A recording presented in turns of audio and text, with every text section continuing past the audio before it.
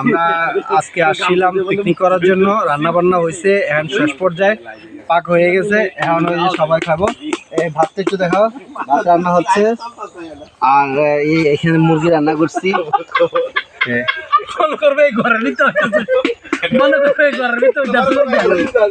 আর সবাই মিলে এই যে প্রকৃতি পরিবেশে রান্না করা খাওয়া, এটার মজাটাই আলাদা।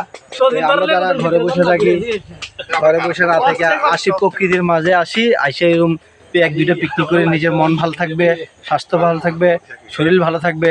তো আমরা ঘরে বন্দি না থাকি, আসি আমরা সবাই মিলে বাইরে, যার যেখানে প্লেস আছে সেখানে আমরা বন্ধু বান্ধব সবাই মিলে একসাথে হয়ে, ছোটো ভাই বড় ভাই সবাই মিলে জিলে একসাথে আমরা একটা খাওয়া দাওয়া আয়োজন করি, পিকনিক আয়োজন করি, সব মন ভালো থাকবে। একটু সবাই একটু ঘুরে দেখে আমরা যারা যারা আসছি। আমারও দেয়, আমি আসি। এটা পয়সা, এটা লিয়ে কই না, এটা পয়সা, এটা ইমতিয়াজ আবি এটা। ঠিক আছে, সবাই ভালো থাকবেন। আসসালামু আলাইকুম।